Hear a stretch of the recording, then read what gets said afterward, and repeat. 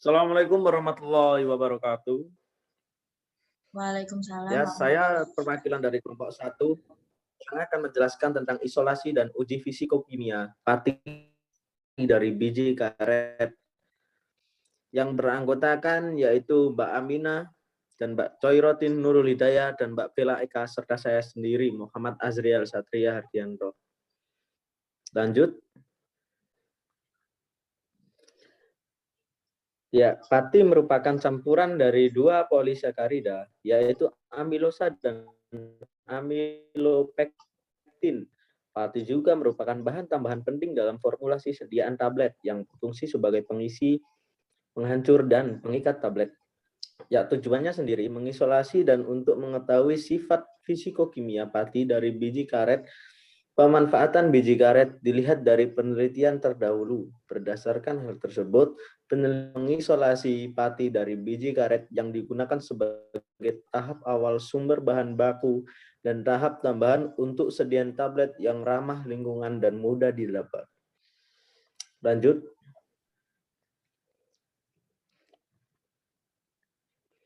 Ya, selanjutnya yaitu metode penelitian. Dalam metode penelitian ada alat, bahan, dan cara penelitian. Yang pertama yaitu alat-alat. Alat-alat di sini yang digunakan yaitu 1 desikator, 2 furnace Corbalite, 3 blender Philips, 4 centrifuge EBA, dan 5 oven Mammoth, dan 6 mikroskop Olympus. Lalu untuk bahan-bahannya sendiri, 1 biji karet, 2 heksan, dan 3 yaitu air. Lanjut.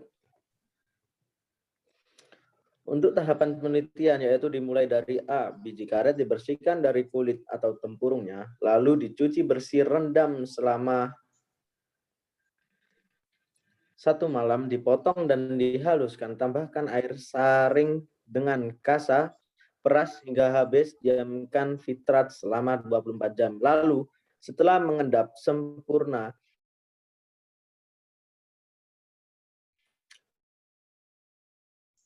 ambil endapan kemudian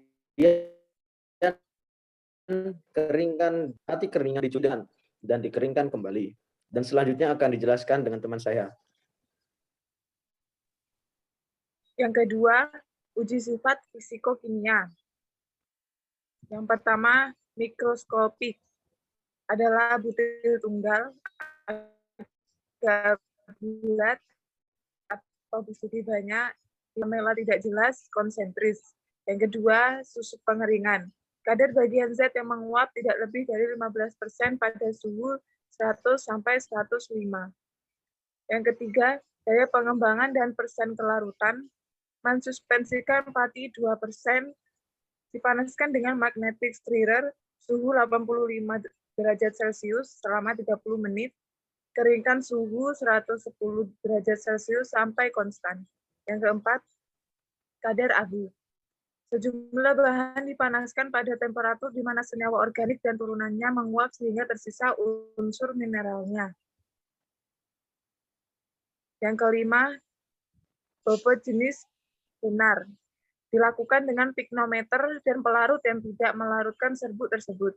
Yang keenam, bobot jenis nyata. Zat uji dikeringkan hingga beratnya konstan, timbang 25 gram serbuk masuk gelas ukur 100 ml. Lalu ratakan dan catat volumenya. Yang ketujuh, bobot jenis mempat.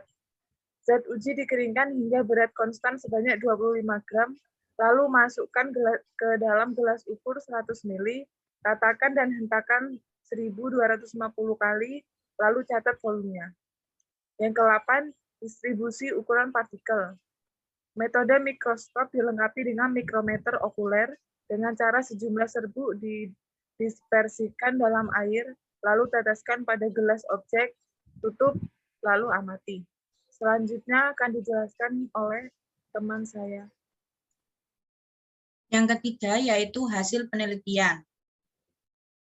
Kesatu, hasil isolasi dan rendeman. Dari 15 kilo biji karet diperoleh pati 146,24 gram sehingga rendeman 0,974%. Yang kedua, organoleptis bentuk serbu halus, warna kecoklatan, bau khas biji karet dan tidak berasa. Yang ketiga, daya pengembangan dan persen kelarutan. Daya pengembangan 4,510 gram dan persen kelarutan 83,5%.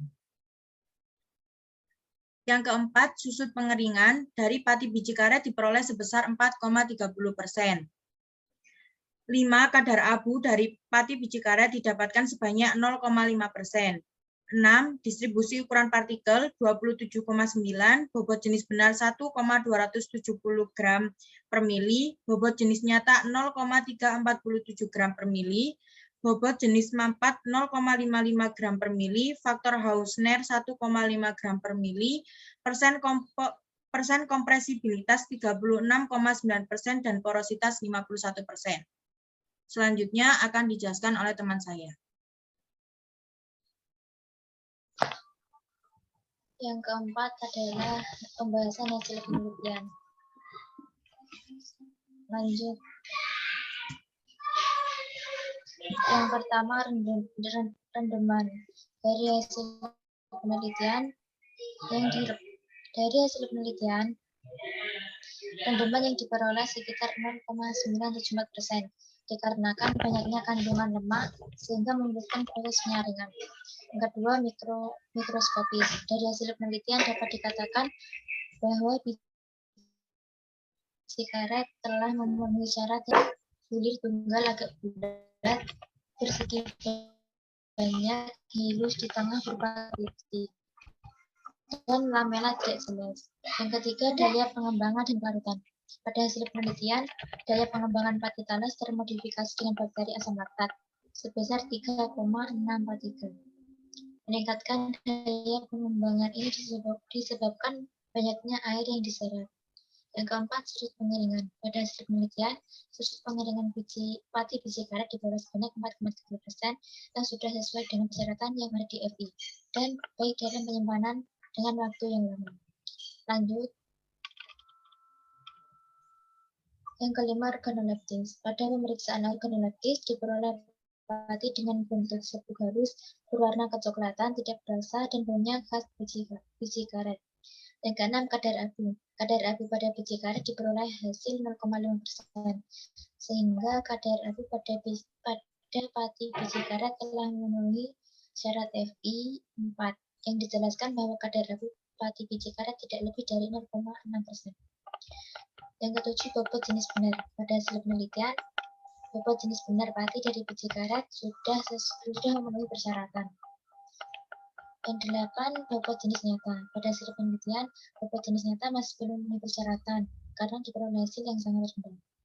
9. Kompresibilitas. Pada hasil penelitian, persen kompresibilitas pati biji karet diperoleh 36,9%, sehingga dikatakan bahwa persen kompresibilitas pati biji karet kurang baik. 10. Porositas. Pada pemeriksaan porositas diperoleh hasil 51%, sehingga dapat dikategorikan kurang baik, karena porositas baik bila kurang dari 50%. Yang terakhir yaitu dapat diisolasi dari biji karet dengan baik yang memenuhi persyaratan resmi dari FI dan Handbook of Pharmaceutical Efficient Edisi 6. Untuk hasil uji mikroskopik, susut pengeringan, kadar abu, daya pengembangan dan persen kelarutan, bobot jenis benar, bobot jenis nyata, bobot jenis mampat, dan distribusi ukuran partikel. Sekian presentasi dari kelompok kami. Terima kasih. Wassalamualaikum warahmatullahi wabarakatuh. Waalaikumsalam warahmatullahi wabarakatuh.